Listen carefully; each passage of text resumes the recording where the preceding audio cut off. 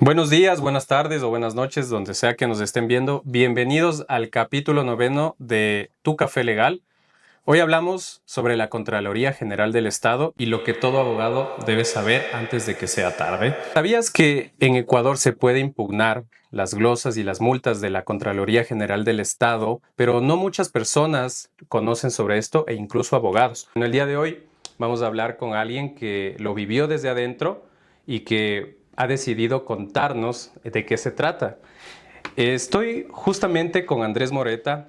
Andrés Moreta es abogado, fue director de predeterminaciones de responsabilidades dentro de la Contraloría General del Estado, fundador de Legalité, que es prácticamente la escuela de derecho administrativo más grande y más seguida del país, y autor de varios libros sobre el COA y el derecho administrativo ecuatoriano. Andrés, bienvenido a Tu Café Legal. Hola Dani, ¿cómo estás? Buenas tardes, buenas noches o buenos días, según como lo estén viendo.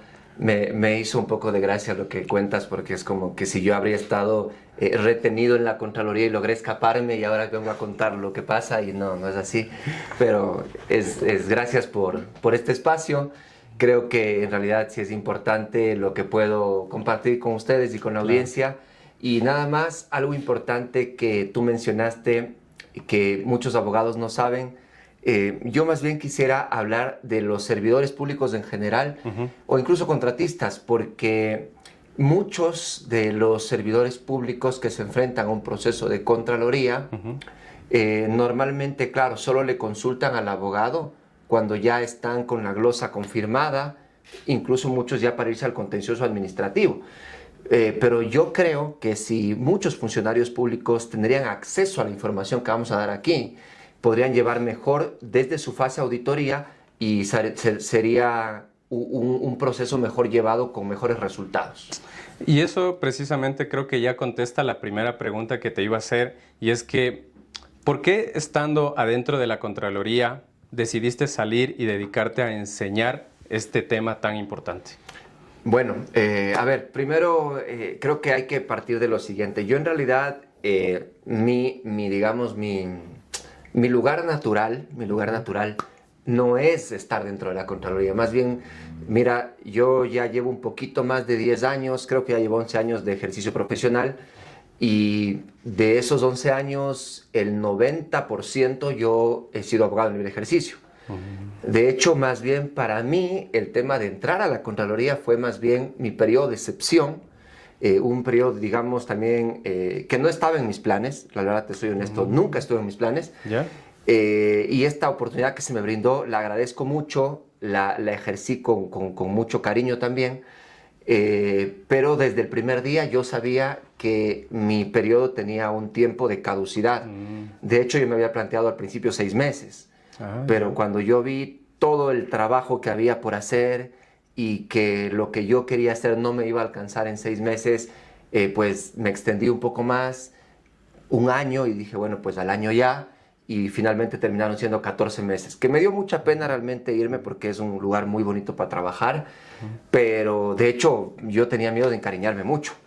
Y en realidad te cuento, o sea, Había que soltar. sí fue difícil, pero sí, mi lugar natural es más bien afuera. Entonces, El libre ejercicio. De hecho, desde el principio yo empecé planteando ese tema, entonces Sí. Sí, bueno, no quería que suene que estabas escapando de la Contraloría ni nada por el estilo. De hecho, algo bastante curioso es que en julio del 2024, es decir, aproximadamente hace 2 años, tuve la oportunidad de entrevistarte. Y claro, tú, como actualmente, ejercías libremente como abogado, y hablamos en aquella ocasión del proceso administrativo sancionador en términos generales. Y fue de hecho uno de los programas que, como le he dicho a Yuli, que más ha tenido pegue en la historia de Tu Café Legal. Y bueno, ahora yo no creo que va a ser la excepción. Realmente el tema de Contraloría es algo que muchas personas nos han escrito incluso para hacer preguntas, que ya te las así que vamos a tenerte aquí un rato contestando preguntas.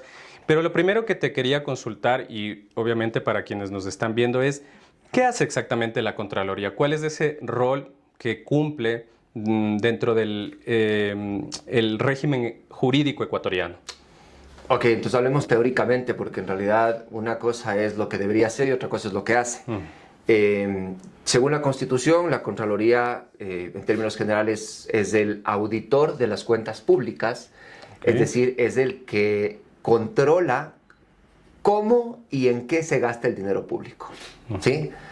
Entonces, no solo, o sea, te va primero a revisar, digamos, si tienes una inversión o un pago de un contrato, lo que sea, te va a revisar, evidentemente, cómo gastaste esa plata, es decir, si la gastaste, si pagaste porque recibiste efectivamente un bien que cumplía especificaciones técnicas, ¿no es cierto? Y además te va a revisar en qué. Por ejemplo, digamos que mañana algún municipio decida invertir en algo que no era sus competencias.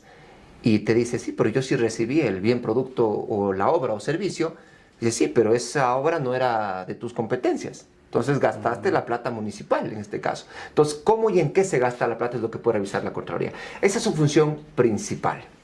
De esa función se derivan más competencias constitucionales. Una es justamente el establecimiento de responsabilidades administrativas, civiles y reportar indicios de responsabilidad penal a la Fiscalía cuando, por ejemplo, hay incorrecciones en el manejo del recurso público. Y una función que en realidad no, o sea, o debería ejercerse con más fines hacia la prevención es la asesoría.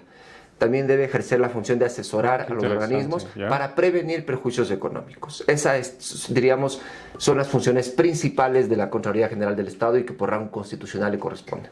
Interesante esta última de asesoría, y para eso hay programas de asesoría y capacitación. A ver, la asesoría de la Contraloría está asesorada solo a entidades del sector público, ¿no? Exactamente.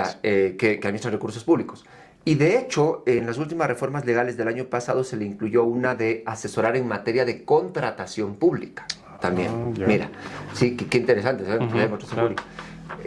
Ahora, lamentablemente, pues algo que ha pasado es que a veces el asesoramiento suele ser muy tibio, ¿sí? Y bueno, no lo digo solo a nivel de la Contraloría, ¿no? ¿Cuántas veces vos no has escuchado que, digamos, hay asesores jurídicos que vos les preguntas algo y te copian la pregunta, te ponen 20 ramos de constitución, de ley, de reglamentos, y a la final te dicen, te ponen la ley. Exacto. Y después te ponen y solo te ponen la ley y finalmente te dicen, pero usted haga lo que usted considera, ahí está la ley. O te ponen, el presente criterio jurídico no se debe interpretar como aceptación o denegación, ni sé qué. O sea, no te ponen nada, para eso no le pregunto, ¿me entiendes? Entonces yo creo que es importante que los organismos del Estado trabajen más de mano con la Contraloría y que la Contraloría pueda emitir pronunciamientos de fondo en lo que se le pregunta, para evitarnos perjuicios económicos. Esa sería una competencia que no está muy explotada y debería explotarse más. Claro que sí. Y bueno, algo relacionado con la determinación de responsabilidades, que creo que va aparejado con el tema de la auditoría, porque si no hay una auditoría previa, ¿cómo se va a determinar responsabilidades? Y hablando específicamente del área que tú tuviste competencia, de la predeterminación, ¿nos podrías contar qué es una predeterminación? Sí, claro. A ver, el proceso funciona así. En términos generales, te hace una auditoría, ¿no es cierto? Esa auditoría tiene como resultado que se apruebe un informe, y ese informe, dice el artículo 39 de la Ley de la Contraloría, es la base para la posterior determinación de responsabilidades. Entonces, la auditoría describe los hechos como pasaron, ¿sí? El auditor es el que va a darte el análisis, te dice, aquí están los hechos, esto es lo que yo encontré. Y de hecho, es responsabilidad del auditor, no de la predeterminación, de la determinación, el determinar el perjuicio económico. La ley de la Contraloría dice que hay lugar a las glosas cuando por los resultados de la auditoría se habría determinado. ¿Eso qué significa? Que la auditoría es quien debe determinar el perjuicio. ¿Qué incluye determinar el perjuicio? Determinar el perjuicio incluye establecer su cuantificación y la fecha de su ocurrencia, establecer las causas que le dieron origen y los responsables que le dieron origen a ese perjuicio. Todo eso lo informa el auditor. Eso es el auditor. El auditor normalmente, cuando tú ya, digamos, esto claro, pero digo, fue una bonita experiencia, porque yo antes de estar en la Contraloría cogía y los informes los veía como un texto más. Ahora, como ya le identifiqué cuáles son las partes que tiene, que los auditores se rigen con un tema de criterio, condición, causa y efecto, que a ti te puede parecer chino, pero ya un poco se lo va investigando, y entonces tú vas viendo, aquí está el criterio, aquí está la condición, aquí está la causa, aquí está el efecto. Entonces ya sabes cómo leer un informe, ¿no? Y entonces la predeterminación recibíamos los informes y lo que hacíamos es una individualización de cargos, digamos. Es decir, haz como un símil que el documento de formulación de cargos de la glosa o del orden de reintegro de la multa administrativa es la predeterminación. Es donde yo te digo, Daniel, tú eres responsable de esto, ¿de acuerdo? Ya, o Ariel es responsable de lo de acá, Julie es responsable de acá. En el informe no están todavía individualizados, pero ese no es el único rol de la predeterminación. De hecho, el más importante de la predeterminación es hacer, decíamos, un control de calidad y un control de legalidad de la auditoría. Porque es ahí donde en la predeterminación uno toma la decisión, no porque quiera, sino porque la ley lo dice. Claro. Y de hecho, pues eso sí es algo importante en lo que caminó la Contraloría, porque se reglamentó la facultad de no predeterminación, que en teoría siempre la pudo haber hecho la Contraloría, porque si tú debes predeterminar cuando tengas fundamento legal, por ende cuando no lo tengas no tienes que predeterminar. Claro, lógicamente. Pero entonces ya ponerle un reglamento creaba la competencia y daba sustento para que se hagan esas cosas. Entonces ya era como que hacías un filtro de qué pasa el control de legalidad y qué no pasa. Porque la idea no es coger y mandar al contencioso administrativo hasta lo que ya sabes que no tiene sentido. Claro. Claro, sería absurdo. Ahí sería como que contraesencial a lo que dice la propia Contraloría. Si la Contraloría tiene por fundamento cuidar el recurso público, llenarte los tribunales contenciosos administrativos es ir en contra de eso, porque los tribunales también cuestan. Y sería un gasto procesal innecesario. Y los jueces cuestan. Exactamente. Ya, entonces... La gente piensa que no cuesta, pero realmente cuesta para Yo no sé quién piensa que no cuesta, pero todo el mundo sabe que los jueces cobran sueldo, ¿no? Entonces sabemos que cuestan. Entonces, pero mira, entonces, y claro, muchos dirán acá, no, pero, a ver, entonces, si tanto que hacías de ese análisis, ¿por qué a mí me mandaste esto que es injusto, esto ni sé qué? Porque claro, un tema importante que hay que decir aquí, Daniel, es de que ejercer una función donde tú vas a castigar o a emitir un acto inicial para el castigo, nunca va a ser del agrado de la gente. Entonces, nunca nadie te va a querer por mandarle glosas, por mandarle estos temas, pero es lo que tienes que hacer. Porque del otro lado, donde está un funcionario que, digamos, tiene una glosa, del otro lado está un erario nacional que se perjudicó. Entonces, ¿sí me explico? Claro. Hay que ejercer la función, para eso está, porque si la Contraloría no debería existir, pues ya la habríamos eliminado de la Constitución, y no creo que sería el propósito. No, para nada. Entonces, pero bueno, ten en cuenta que nosotros en la predeterminación emitíamos actos iniciales. Entonces, ¿qué debía encontrar uno? En el informe uno encontraba que, digamos, Daniel fue funcionario público y Daniel aprobó un pago sin que, cuando le entregaron, digamos que vos compraste, qué sé yo, unos uniformes, ¿ya? Y los compraste sin revisar a quién le ibas a entregar en tu entidad pública. Entonces vos compraste así al ojímetro, digamos, las cosas, y de ahí te quedaron las chompas, los pantalones, y estaba ahí almacenado. Entonces Daniel le ha generado un perjuicio económico al Estado, claro. Daniel tiene que responder. Entonces yo veía eso en el informe y yo decía, ok, mandemos el acto inicial. Pero Daniel tiene la oportunidad de contestar esa predeterminación. Y Daniel podía haber dicho, oigan, ¿saben qué? Yo no fui porque yo resulta que los uniformes se compraron con este listado, y voy a poner un ejemplo así. Y resulta que después el presidente de la República decidió suprimir el ministerio y se votó a media gente, entonces ya no había, pues, pero cuando yo compré se habían. ¿Me entiendes? Entonces después en la siguiente etapa, la determinación, que es otra instancia distinta a la que yo ejercí, tenía la obligación de analizar tus descargos y decir, sí, en efecto Daniel no tiene aquí culpa, porque es culposa la responsabilidad. Y entonces Daniel sabe que se le absuelve. Has dicho algo súper importante, sí, y has dicho un montón de cosas, en realidad. Sí, ya creo que acabé el tiempo. Sí, no, pero algo importante y lo que me haces entender es que la fase de la auditoría es sumamente importante. O sea, no podemos saltarnos esta parte de la auditoría por las mismas razones que tú has mencionado, que aquí prácticamente está este informe previo a la predeterminación. Claro. Entonces... ¿Y sabes por qué también es importante? Porque la predeterminación es la única instancia que no tiene la posibilidad de conversar con la gente. O sea, yo en predeterminación, yo solo tengo el informe de la auditoría.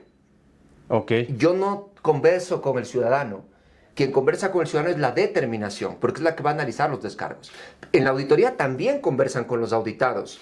En la determinación conversan, pero la predeterminación es la única que no puede conversar con el auditado porque no está arreglado esa fase. Ok. De hecho, sería muy interesante, mira, que ¿cómo es en el procedimiento normalmente sancionador? El instructor notifica el acto inicial, recibe y genera un dictamen. Así es. Entonces, eso sería interesante, por ejemplo, que la predeterminación pueda notificar, analizar y emitir después un dictamen si sigue o no sigue con el enjuiciamiento administrativo. Pero eso no es algo que está. Como está, entonces la predeterminación es el único que no conversa. Entonces tú dirás, bueno, si no conversan entonces con el ciudadano, ¿cuándo entonces podías tú decir que no había causa para continuar con una predeterminación?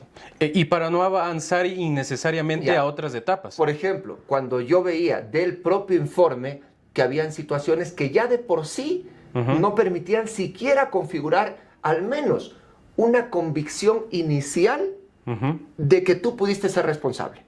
¿Ya? Por ejemplo, si yo me daba cuenta de que resulta que esa supresión de puestos fue antes de que se haya cerrado la auditoría y que tú contestaste eso, ya, ahí podría ser. O que, por ejemplo, yo me enteraba, yo veía el documento que tú ya no estabas en el cargo y que a ti te estaban acusando por cosas que no estaban en el cargo, digamos. Así es. Y tantas cosas que hay, ¿no?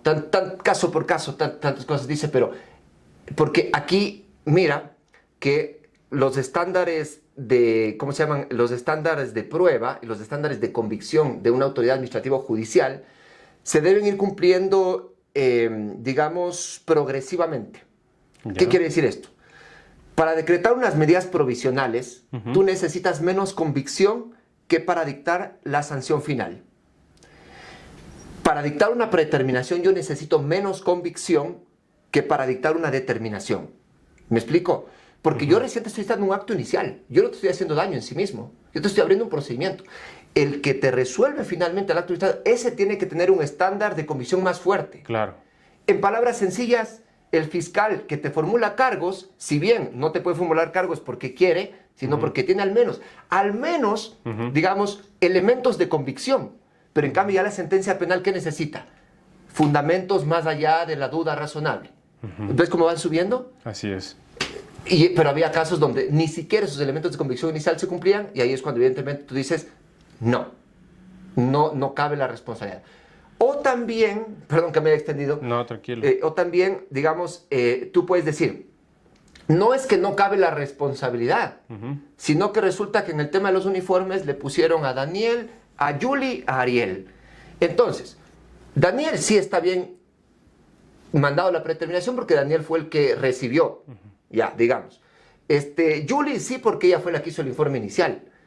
Pero Ariel tal vez no, porque Ariel es el director financiero y él ya solo pagó cuando ya los dijeron que estaba todo bien. ¿Qué culpa tiene el pobre Ariel si es que él es financiero, él tiene que revisar los documentos? Si están en línea, pues paga. ¿Me explico? ¿Y eso qué hacía? Hacía que tú puedas asegurar que se vaya a recuperar ese recurso. Porque si tú mandas a quien es y a quien no es, mira lo que han dicho los tribunales, que las glosas solidarias, se cae uno, se cae para todos, tú pones en riesgo, pues. O sea, el que mete a todo el mundo pone en riesgo porque el recurso ya, el perjuicio no se va a recuperar. ¿Me explico? Claro, totalmente. Algo importante aquí a tener en cuenta, ¿qué es lo que debería hacer un servidor público o un contratista cuando llega a esta etapa de la predeterminación? Porque conforme a lo que tú has dicho, en esta parte es importante también no solamente tomar en cuenta, digamos, los cargos, sino también los descargos. Entonces, Claro. tal vez tiene algo que ver bajo el concepto del debido proceso. ¿También debe actuar en ese sentido? Interesante. Mira, hagamos algo mucho más práctico para que la gente no se quede mucho en que esto me va a costar mucho aprender. Que, por ejemplo, si llega una predeterminación, ¿qué es lo que yo revisaría? Primero revisaría el debido proceso, como tú has dicho, es muy, muy importante, en la fase auditoría. Entonces, ¿qué es esto? El debido proceso es que te hayan hecho una notificación inicial en la fase auditoría, que te hayan notificado con los resultados provisionales y te hayan dado los 10 días para contestar, que te hayan convocado a la lectura del borrador, ¿no es cierto? Ya. Esos serían los, digamos, los tres... Como solemnidades que debieron las tres haberse cumplido. solemnidades del debido proceso en la fase auditoría. Si una de esas está fallando, yo contestaría la predeterminación diciendo que ustedes pueden decir misa, pero aquí hay violación del debido proceso y con eso vos sabes que se cae todo. Ahí se cae. Uh-huh. Después, ¿qué es lo que yo analizaría? Hay algo que nosotros en la predeterminación le dimos mucho valor y yo creo que es importante. Cuando tú respondes a los provisionales y al borrador, uh-huh. Recuerda que las garantías materiales del debido proceso dicen que tú debes recibir respuestas motivadas, ¿ya? Entonces, por ejemplo, si yo le digo a la auditoría, vea, en el ejemplo de Daniel, para no perdernos, vea, yo sí mandé a comprar 100 uniformes, porque la nómina de la institución éramos 100, y aquí está el listado donde todos se tomaron el tallaje y todo eso, el entallaje.